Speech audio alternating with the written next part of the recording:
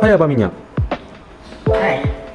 So nak tanya, bila masa kita boleh tukar minyak masak ni?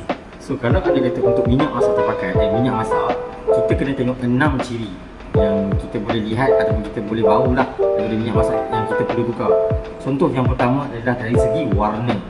Okey, contoh dalam botol yang pertama ini adalah minyak masak yang belum lagi diguna pakai. So kalau tengok dia punya warna masih lagi dalam warna keemas-emasan atau kuning-kuningan. Okey, botol kedua ni pula adalah warna keoring-oringan, bermaksud minyak ni telah pun digunakan 2 ataupun 3 kali. Okey, so manakala botol ketiga ni adalah satu petanda yang mana kita wajib tukarkan minyak masak kita, iaitu warna ni sudah bertukar kepada warna yang keperang-perangan dan dari segi warna pun tidak menarik lah untuk kita lihat. Okey, kemudian ciri yang kedua kalau ada kata kita ni nak tukarkan minyak masak kita adalah dari segi bau. Okey, bila minyak masak kita ni berbau tengik ataupun hanyir, itu maksudnya kita perlu atau wajib tukarkan minyak masak kita. Okey, yang ketiga, nak tahu macam mana minyak masak kita tu kena tukar adalah dari segi warna gorengan makanan kita nanti. Contohnya sepatutnya contoh ayam goreng tu warna perang-perangan, tapi bila kita masak dia bertukar warna ke hitam-hitaman.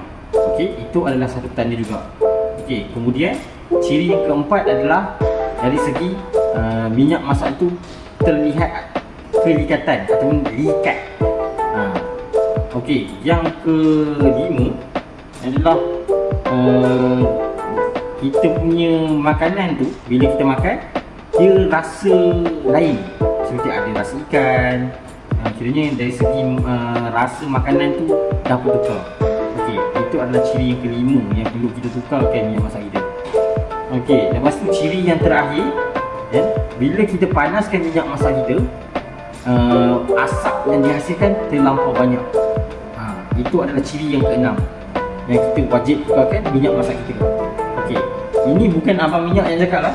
Okey, ini adalah berdasarkan sumber Kementerian Kesihatan Malaysia yang tentukan ciri-ciri minyak masak yang perlu kita tukar. Okey, sekian. Terima kasih. Ciao.